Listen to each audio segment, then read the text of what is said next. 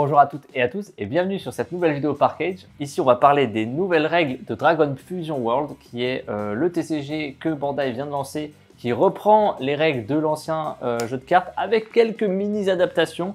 Mais voilà, pour ceux qui nous rejoignent dans l'aventure à partir de Fusion World, et ça va être un bon moyen de démarrer tout de suite. On va suivre ce jeu, c'est un jeu qui personnellement me hype. Si vous aimez bien la licence Dragon Ball, il a vraiment été simplifié par rapport au jeu de base, donc les parties sont assez rapides quand on compare à d'autres jeux de cartes et surtout son prédécesseur. Les parties peuvent s'enchaîner à 10-15 minutes la partie, ce qui en fait un meilleur moyen, ça permet vraiment d'enchaîner. Et voilà, vous avez toujours les artworks, donc même si vous êtes collectionneur, ce sera un nouveau jeu, donc plus de cartes, plus de poses, peut-être un style un peu différent sur les cartes, vous verrez, comparé à l'ancien. Et voilà, donc on va attaquer tranquillement cette vidéo pour vous expliquer les règles, que vous puissiez mener votre première partie après avoir potentiellement acheté vos premiers produits Fusion World. Nous revoici avec notre deck, donc notre leader qui devra avoir une sleeve transparente si vous voulez vous éviter lorsque vous allez déclarer la veille de retourner dans la sleeve pour voir le bon côté.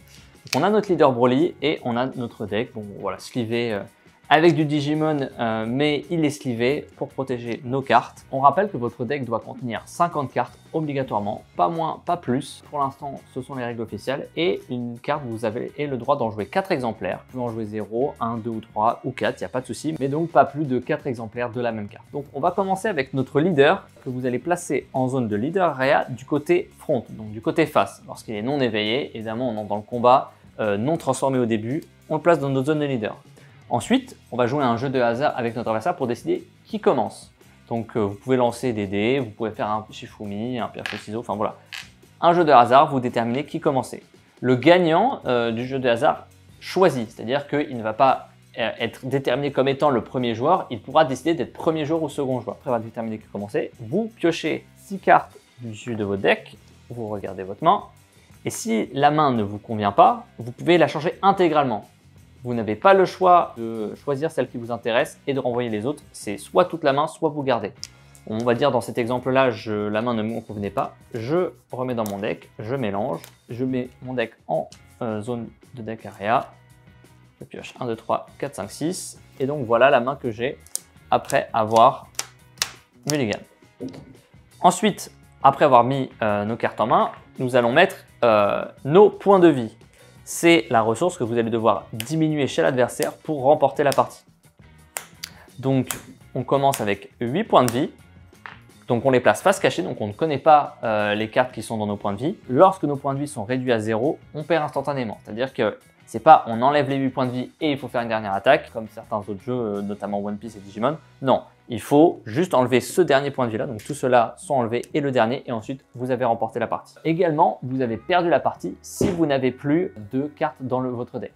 Donc attention, si vous piochez trop, vous pouvez perdre au deck comme ça, sachant que votre deck doit contenir 50 cartes, pas une de moins, pas une de plus, et vous pouvez jouer que 4 exemplaires d'une carte au maximum. Pour le lancement de la partie, une fois que vous et votre adversaire avez choisi qui commençait, avez effectué votre mulligan, donc choisi vos cartes en main, mis vos points de vie, le premier joueur va pouvoir commencer. Attention, petite subtilité, lorsque vous avez terminé qui était le premier joueur, il faut savoir que le premier joueur n'a pas le droit de piocher et n'a pas le droit d'attaquer à son premier tour.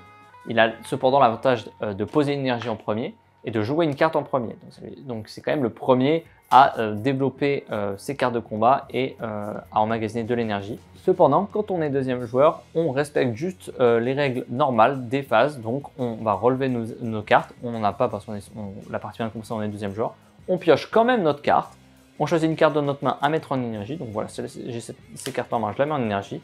Et ensuite, je peux faire mon tour comme je le souhaite, sauf que lorsque je suis second, j'ai une petite aide en plus qui est l'énergie marqueur. Donc l'énergie marqueur, lorsque vous êtes second joueur, il vient directement dans votre énergie instantanément avant même de piocher votre carte. Voilà, il vient directement en énergie. Une petite énergie supplémentaire que vous allez pouvoir dépenser pour vos cartes. Donc imaginons, voilà, je pioche mon Raditz, j'ai mon énergie marqueur, je mets en jeu Raditz en énergie. Donc j'ai plusieurs options. Soit j'utilise mon Raditz pour énergie pour jouer mon Raditz pour une énergie, pas de problème. Ou alors si je le souhaite, je peux jouer mon appât qui coûte 2, donc je vais engager mon Raditz et mon énergie marqueur, je joue mon appât. Et l'énergie marqueur, instantanément dès qu'il est utilisé, il est retiré de la partie et on ne verra plus Donc ça nous permet, lorsqu'on est second joueur, d'avoir un petit moment pour peut-être renverser la vapeur, jouer une carte un peu plus chère que notre adversaire parce que voilà, notre adversaire avait une énergie. Là, nous, on a joué une carte qui coûtait 2 alors qu'on est second joueur. C'est quand même assez intéressant. C'est un peu le même concept que la pièce de Hearthstone si vous y avez déjà joué. Donc voilà, ça nous permet de renverser un peu la vapeur. Donc voilà, quand on est deuxième, on est le premier à piocher une carte, on est le premier à attaquer, donc souvent de piocher une autre carte avec notre leader. Et on a ce fameux Energy Marker, hop, qui est là pour nous aider pour le cours de la partie. C'est-à-dire que là, je l'ai utilisé tout de suite, mais si je le désire, je peux l'utiliser beaucoup plus tard. Hop, je paye 2, je joue un drop 2, et ensuite je paye 2, je joue mon Paragus, et le marqueur s'en va. Voilà, vraiment, vous pouvez l'utiliser un peu comme vous voulez. Ça vous permet peut-être de combler des tours un peu étranges que vous aviez en fonction du nombre d'énergie que vous avez. C'est ce qu'on a besoin en étant joueur 2, l'énergie marqueur. Donc voilà, on va expliquer les autres zones. Donc là, vous avez vos cartes en main. Donc voilà, je les ai en main, mais il n'y a pas spécialement de zone. Vous avez ici votre énergie area. Ce sont des cartes que vous allez placer ici qui vous servent de ressources pour jouer vos cartes sur le terrain et pouvoir attaquer l'adversaire. Donc avoir des énergies, c'est très important. Vous avez ensuite la battle area. C'est ici que vous allez jouer vos personnages qui vont vous permettre d'attaquer vos adversaires. Je vais vous faire un exemple. Pour payer ma carte qui coûte une énergie, je vais devoir incliner une de mes énergies pour le jouer. Voilà, donc j'ai pu le jouer en mode action, donc prêt à être utilisé, prêt à ce qu'il parte au combat. Là, on a sa puissance et son coup. On a également son nom et son trait, sachant que les traits peuvent être importants pour certains effets. On a par exemple des personnages qui nous demandent d'ajouter des Saiyans de notre deck à notre main. Raditz est un Saiyan, il serait une cible viable pour cet effet. Donc nos énergies sont très importantes, on va en avoir besoin pour jouer des cartes. Par exemple, celle-ci coûte 4 énergies, donc on va avoir besoin d'avoir nos 4 énergies. Et donc si j'ai ces cartes en main là, je peux payer 4, les incliner toutes les 4 et jouer ce brawl ici en battle area. C'est là où vous allez mettre vos personnages. Vous avez un nombre illimité de personnages possibles dans la battle area parce que vous allez devoir dépenser de l'énergie, donc c'est déjà rare d'en avoir plus d'une dizaine. Lorsque je vous exprime une phase d'offense et d'attaque, la combo area, c'est la grosse spécificité du jeu Dragon Ball. C'est un moyen d'augmenter la puissance de votre carte, de charger votre ki et bien de terminer votre adversaire ou de vous défendre. Ensuite, nous avons la zone de dispersion qui a porté moult noms à travers les différents jeux de cartes. Donc le cimetière, la zone de dispersion, la drop area. C'est ici que se retrouvent vos personnages qui ont été amochés et battus au combat, mais également vos cartes que vous avez mis en combo ou d'autres cartes que nous verrons après, qui sont des cartes extra, des cartes à usage unique qui se dirigent ensuite vers la drop area. Alors ensuite là, je vais vous expliquer brièvement les phases d'un tour. Au début de notre tour, nous relevons toutes nos énergies et toutes nos cartes de combat et tous nos leaders. On relève toutes nos cartes pour les repasser en mode action pour pouvoir les réutiliser. Donc on relève tout le monde. Ensuite, on pioche une carte. Et ensuite vient la phase de charge où on va charger une énergie. Donc là ici vous verrez sur vos tapis, vous avez vraiment des explications dans toutes les zones sur qu'est-ce qui s'y passe dans ces zones. Donc là vous avez vraiment le déroulement d'un tour. On pioche notre carte. Ensuite on choisit une carte de notre main. On va dire ce Broly 6 qui ma foi coûte un peu cher et en plus j'en ai un autre. Vous la mettez en énergie. Cette carte n'est plus utilisable pour la jouer sur votre terrain ou en combo. C'est vraiment une carte qui aura comme seule utilité d'être une énergie. Ensuite vient le moment peut-être le plus intéressant, jouer des cartes et attaquer. Tout se fait dans l'ordre que vous le désirez.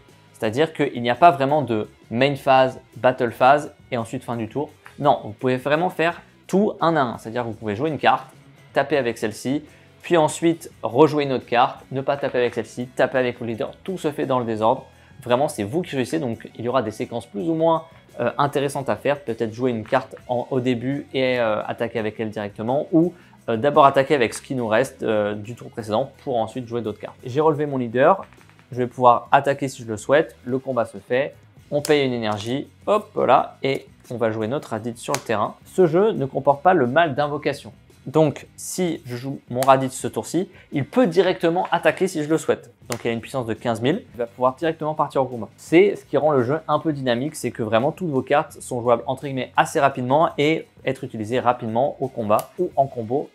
Et on verra ça juste après. Une fois que souvent vous n'avez plus d'énergie ou que vous avez envie d'arrêter d'attaquer votre adversaire ou de dépenser des énergies pour en garder pendant le tour adverse, on a des cartes qui sont jouables pendant le tour adverse, donc il peut être utile de garder des énergies pendant le tour adverse. Bien ensuite, on peut terminer son tour et notre adversaire fera de même Donc il relèvera toutes ses cartes, piochera une carte, chargera une énergie et ensuite il choisira toutes les actions qu'il veut faire. On va passer à une petite explication de combat, voir comment ça se passe. Donc on va changer vite fait de scène. Ok, là je vais vous expliquer la phase de combat qui, dans Dragon Ball Z, les combats sont super importants et super impressionnants. Et dans Dragon Ball Super Card Game Fusion World ou même Masters, les combats, c'est vraiment le centre de l'attention. Voilà comment on mène un assaut. J'ai mon Raditz que je viens de jouer ou que j'ai joué et au tour d'avant, peu importe. Donc imaginons je paye 1, il était dans ma main, je le joue.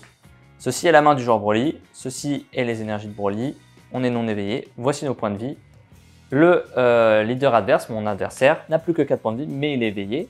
Ses énergies sont ici et voici ses cartes en main. Alors celles-ci, vous les voyez, mais normalement, vos mains restent des secrets des arts martiaux que votre adversaire n'a pas accès. Mon adversaire m'avait attaqué avec son Goten, donc il avait passé en inertie, il l'a engagé. Maintenant que j'ai joué mon Raditz, plusieurs choix s'offrent à moi. Je peux attaquer avec mon Raditz, soit le leader adverse, soit une carte de combat qui est en mode inertie. Les cartes dans la batterie à deux mon adversaire qui sont en inertie, pour l'instant il n'y en a qu'un, c'est le Goten. Je n'ai pas le droit d'attaquer la Bulma, elle est en mode action, elle est entre guillemets inatteignable pour le moment. Donc si je déclare une attaque avec mon Raditz sur mon Goten, je serai à 15 000 contre 15 000. L'attaquant gagne toujours. Lorsque je déclare mon attaque, je demande d'abord à mon adversaire s'il a un bloqueur, ce qui est le cas. Donc je vais vous dire tout de suite vite fait ce que ça fait bloquer. Donc Bulma, lorsque cette carte est en mode action et que mon adversaire déclare une attaque, je vais pouvoir l'engager et rediriger l'attaque sur elle. Certes, elle n'a pas beaucoup de puissance, mais elle est là pour se sacrifier et protéger ses amis. Le joueur Vegeta décide de ne pas bloquer. Donc il veut garder sa Bulma pour plus tard. Donc je tape à 15 000 sur 15 000. Je vais, moi en premier, le joueur Broly, l'attaquant,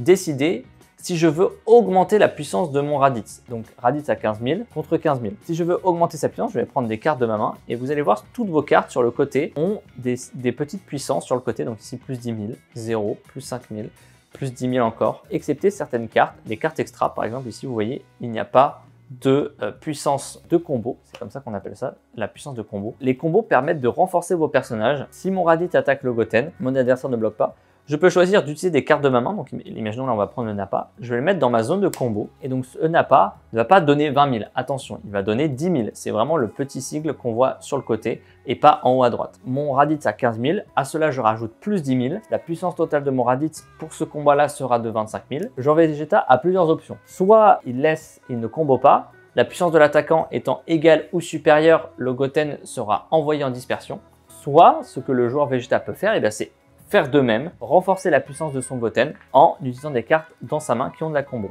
Et c'est là où le jeu est pas mal intéressant, c'est que certaines cartes ont différentes puissances de combo. Des cartes très fortes comme ce Vegeta que vous retrouvez dans ce structure deck qui a de très bons effets, il n'a pas de puissance de combo, donc il ne vous aide pas à renforcer vos cartes déjà présentes sur le terrain. Si le joueur Vegeta veut défendre son Goten, il va devoir mettre 10 000 en plus, donc 15 et 10, 25, mais 25 contre 25, l'attaquant, s'il est égal ou supérieur, il passe. Et il permet quand même de détruire le Goten. Donc là, pour l'instant, il y a égalité. L'attaquant serait vainqueur. Donc si moi, joueur Vegeta, je veux défendre mon Goten, je dois monter un cran au-dessus. Hop, et donc je rajoute mes petits 5000. Donc ça ferait 15 et 10, 25 et 5, 30. Alors que mon adversaire est à 15 plus 10, 25. 25 contre 30. L'attaque est défendue. Maintenant que le combat est terminé, on envoie toutes les cartes utilisées en combo en drop area. Ces cartes ont été utilisées de façon unique. Voilà, elles ont renforcé nos cartes sur un combat important, ça peut être très important. Autre option, je vais revenir en arrière. Hop. Si je suis le joueur Broly, je peux également attaquer le leader adverse. Et donc, lorsque j'attaque le leader adverse, donc peu importe que le leader soit en mode action ou en inertie, je peux dans tous les cas attaquer le leader. C'est l'unité principale de mon adversaire. Il est normal que je puisse la cibler. Lorsque je l'attaque, je vais pouvoir demander encore une fois à mon adversaire s'il a un bloqueur. Le Vegeta ne va pas bloquer. Moi, je décide de combo parce que le Vegeta est éveillé à 20 000, donc 15 contre 20. Si je ne combo pas, il ne se passera rien du tout. C'est-à-dire que mon Raditz ne mourra pas. On voyait plus quelqu'un qui m'ait fait un Kamehameha et l'autre qui se protège avec une défense croisée. Et ben voilà, la personne qui fait une défense croisée ne va pas détruire l'attaquant qui a fait un Kamehameha. Donc, Raditz attaque le Vegeta.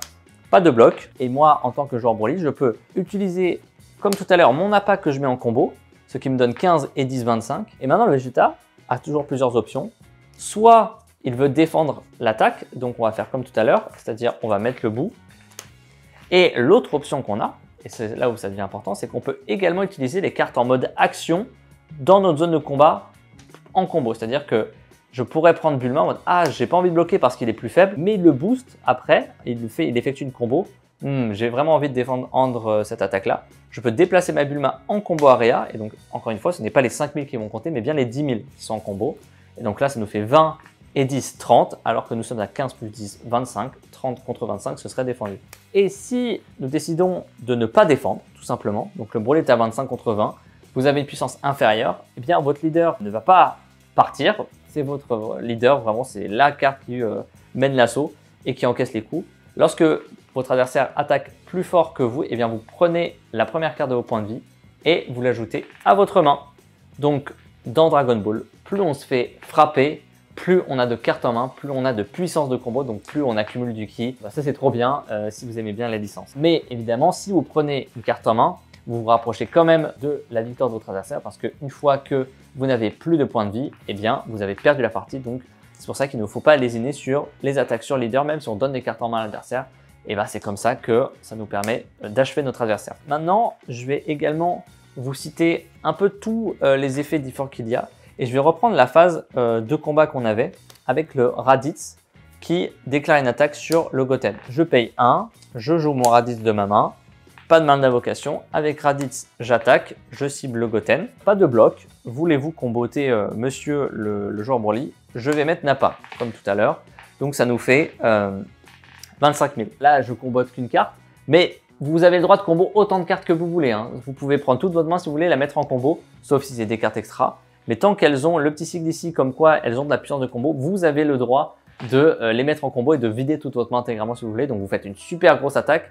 Mais attention, que vous attaquez à 30 000 ou à 100 000, un leader adverse à 20 000, il ne prendra qu'un seul dégât. Ça ne change en rien le nombre de dégâts infligés. Donc là, on attaque à 15 000, boosté par 10 000 sur le Goten. Donc nous sommes à 25 contre 15. Nous avons des cartes extra qui n'ont pas de puissance de combo. Donc à quoi servent-elles, me direz-vous? Activation combat. Donc les activations combat, c'est le moment où il y a un combat en cours et que c'est à votre tour de comboter des cartes. Donc là, imaginons, je suis le joueur Vegeta. Donc d'abord, je laisse mon adversaire, le joueur Broly, comboter des cartes. Lorsque je suis le joueur Vegeta, je vais pouvoir payer une énergie parce que c'est les coûts de la carte, l'utiliser de ma main et utiliser son effet. Et ensuite, cette carte ira en drop area. Donc cette carte dit, je peux choisir un de mes leaders ou un de mes personnages, lui donner 15 000 pour le combat. Hop, donc 3 x 5, 15. Je lui donne 15 000. Et en plus, si j'ai 7 cartes en main ou moins, on va dire que là j'ai 5, je peux piocher une carte.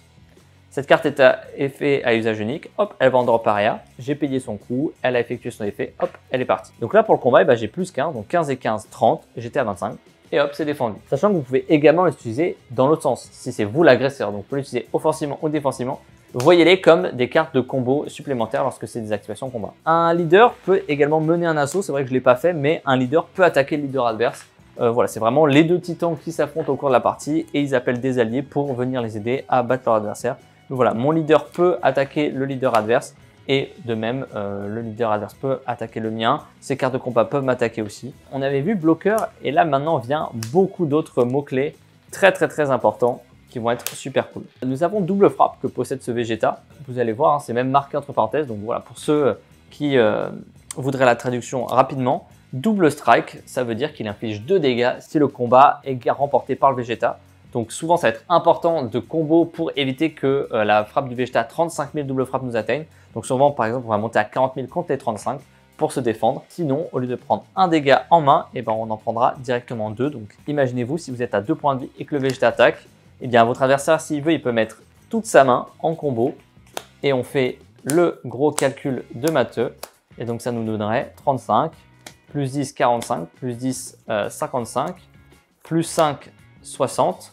70, 80, 90 et il faut la défendre cette attaque là parce que si vous la défendez pas vous allez perdre et donc ce sera un peu à celui qui a le plus de ki à charger à mettre en combo. C'est les phases un peu les plus importantes du jeu. Donc double frappe, ça permet d'infliger 2 dégâts, voilà, plutôt simple. Vient ensuite critique qui est plutôt la spécialité de vert qui, lorsque cette carte inflige le dégât à l'adversaire, au lieu qu'elle aille en main, elle va directement en dispersion pour l'empêcher d'avoir de plus en plus de ressources au fur et à mesure que vous lui infligez des dégâts. Donc voilà, vert c'est vraiment on assaille notre adversaire mais on ne lui donne pas de ressources. Bloqueur, vous avez vu tout ça. Pour la plupart des cartes, des effets on play, c'est-à-dire lorsqu'elles sont jouées, donc par exemple celui-ci dit lorsqu'il est joué, on regarde les 5 cartes du sud de notre deck et on va prendre soit un Paragus, d'où le nom qui est important, soit une carte extra, donc celle-ci, ou peu importe l'extra. Donc, imaginons là j'avais eu le Paragus, je l'ajoute à ma main et le reste va sous le deck dans un ordre aléatoire, donc j'ai mélangé, hop, et sous le deck.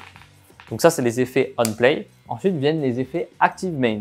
Donc, on va enlever ce n'a pas de la combo. Lorsque c'est votre activation principale, c'est-à-dire juste après avoir chargé votre énergie et relevé tout le monde, et pas en combat. Donc, si cette carte est présente sur le terrain, une fois par tour, on ne peut pas le faire autant qu'on veut. Si vous n'avez pas de carte sur le terrain incluant le nom Chamoyan, on peut prendre un Chamoyan de notre drop area et le jouer sur le terrain en mode action.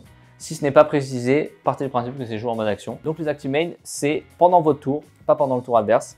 C'est vraiment que votre phase à vous. Alors que les activations combat, comme l'extra que je vous ai montré tout à l'heure, eh bien c'est activation combat. Donc pendant votre tour, vous faites des combats, donc vous avez le moment où vous pouvez combo. Et quand on vous attaque, vous avez également une phase de combat, donc vous pouvez quand même l'utiliser pour vous défendre. Alors que les actions principales, c'est vraiment que pendant votre tour. Je vous l'ai montré pour le Paragus, mais par exemple, cette carte extra possède l'effet Active Main pour 3. Donc on va dire, on a ces 3 cartes-là. Je les utilise. Active Main, choisissez, prenez la carte du dessus de votre deck, mettez-la en énergie, en mode action, et ensuite la carte est une carte extra, donc elle a usage unique et ça nous a permis de ramper. Donc voilà, les Active Main, encore une fois, c'est pendant notre tour, juste pas pendant un combat. Ensuite viennent les effets, tout simplement one attacking. Lorsque cette carte déclare une attaque, l'effet se fait instantanément. Donc ici, le Broly dit une fois par tour, lorsqu'il attaque, il se relève. Une carte qui est debout peut réattaquer. Donc voilà, le Broly concrètement, il tape 2 fois à 45, c'est un joli monsieur. Dernier mot-clé qui est très important car ce sont des cartes très puissantes, ce sont les super combos. Vous voyez également que les super combos, vous n'avez le droit d'en avoir que 4 dans votre deck, des cartes possédant l'effet super combo. Donc ici on a le roi Vegeta. Pour l'instant, on 10 000 de combos, ce qui est déjà relativement bien, mais qui en effet supplémentaire auto pendant le tour adverse. Donc auto, c'est lorsque le moment est décrit dans l'effet. Donc auto, lorsque cette carte est utilisée en combo. Voilà, donc c'est ce qui explique l'effet automatique qui va se dérouler lorsque la situation décrite arrive. Donc ici, c'est lorsqu'on utilise le King Vegeta en combo. Lorsqu'on l'utilise, eh bien, elle va gagner 10 000 de combos si c'est le tour adverse. Donc en fait, pour une carte, eh bien, on va avoir 20 000 de combos si c'est le tour adverse. Donc c'est vraiment très utile pour nous protéger. Un peu moins pour agresser, néanmoins ils ont quand même 10 000, ce qui est déjà vraiment pas mal. Mais là où il brille le plus, c'est en défensif pour défendre votre leader ou même vos cartes. C'est 20 000 en une seule carte, mais vous n'en avez que 4 dans le deck. Donc très précieux à avoir. Donc là je vous dis 20 000 de combos, vous me direz c'est vraiment énorme. Je dis c'est vraiment énorme parce qu'en fait on va voir sur les autres cartes, pour l'instant les puissances de combos qu'on a c'est 0. C'est-à-dire que Broly est très puissant sur le terrain. Voilà, il détruit quelqu'un, il pioche une carte lorsqu'il arrive et il attaque 2 fois à 45 000, c'est vraiment très fort. Mais il ne peut pas renforcer ses alliés en le mettant en combo, c'est-à-dire vous pouvez le mettre en combo, mais il ne va pas changer la valeur de la puissance de votre carte qui se fait attaquer ou qui attaque, plutôt à jouer sur le terrain que à mettre en combo. Cette carte-là est vraiment bien à jouer sur le terrain car elle nous ajoute d'autres cartes en main, mais elle n'a que 5000 de combo, donc elle booste quand même nos personnages, mais pas autant que d'autres cartes qui, elles, ont 10 000 de combo, qui renforcent vraiment déjà bien nos cartes. L'autre pour l'instant c'est 10 000, vous n'avez pas besoin de dépenser d'énergie pour faire ces combos là et vous avez quand même 10 000. Celle-ci c'est 20 000, ce qui est le double de celle-ci mais que pendant le tour adverse, mais toujours pour 0 énergie. Si je reprends l'exemple de tout à l'heure, vous avez des cartes qui vous donnent entre guillemets 15 000 de combo, mais vous voyez que celle-ci coûte une énergie. Ça reste plus spécial que juste utiliser des cartes de notre main sans payer son coût d'énergie. Et maintenant, j'ai gardé le meilleur pour la fin. Je vais passer à la mécanique peut-être la plus intéressante de Dragon Ball. Vous avez vu peut-être que le Vegeta a un petit peu plus de flow que mon ami Broly. Voilà, Vegeta s'est transformé. Au début de la partie, on commence de la phase front, comme je vous ai dit. Et nous avons la capacité éveil, donc Awaken, qui est notée en orange. Et c'est pas pour rien. C'est que vous pouvez déclarer l'éveil lorsque vous avez les conditions requises sont notées. Donc ici, lorsque vos points de vie sont de 4 ou moins. Et vous avez souvent un petit effet supplémentaire qui va vous aider.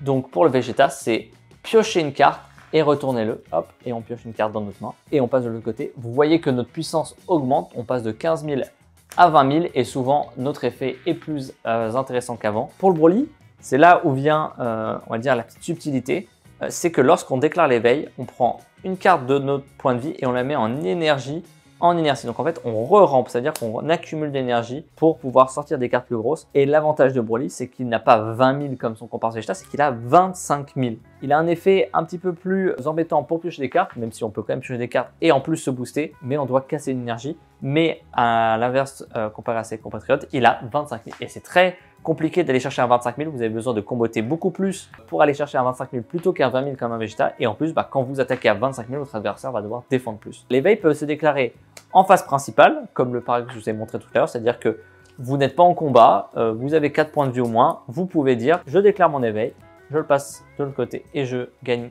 mon PV en inertie. Ou alors, vous pouvez également, le petit tricks, comme ça je vous le montre, attaquer avec votre leader, le leader adverse, Lorsqu'il attaque, on a son effet when attacking, on pioche une carte. On pioche cette carte-là en main. Et ensuite, on peut faire une activation combat. Nous sommes dans un combat. Nous pouvons nous éveiller. Et donc là, on prend un de nos points de vie en énergie. Donc on a pioché notre carte grâce à la phase éveillée. Et on s'éveille juste après. Et comme ça, on est à 25 000. Donc on pioche une carte et en plus, on tape plus fort. C'est le petit trick, voilà, pour vous les joueurs Broly. Je vous le donne tranquillement. L'éveil, c'est une des parties, encore une fois, très intéressantes du jeu. C'est que plus on va prendre de dégâts, plus on va se rapprocher de notre transformation qui va nous renforcer au max. Donc parfois, le but, ça va être de prendre vite des dégâts pour pouvoir se transformer. Et à l'inverse, parfois, on va peut-être vouloir temporiser un peu pour éviter de perdre trop de points de vie rapidement, même si on est plus fort éveillé. Ça donne lieu à des combats très intéressants. J'espère que j'ai pas été trop éparpillé. J'espère que vous avez bien compris. Si jamais vous avez des questions, n'hésitez pas. On essaiera d'y répondre dans les commentaires. Puis voilà, j'espère que vous trouverez des boutiques et d'autres joueurs pour vivre cette passion. Et puis même, voilà, partager des idées de deck, car votre deck est modifiable en achetant d'autres produits. C'est ça ce qui fait la beauté des TCG, c'est la collection qui nous permet ensuite de changer nos decks. Nous, encore une fois, on proposera Fusion World sur notre site. Je vous remercie à vous tous de nous avoir suivis pour ces règles. Et puis, on se dit à la prochaine pour peut-être un match de démo et même plus tard quand l'extension sortira, des vrais matchs entre nous. Merci à tous et à la prochaine.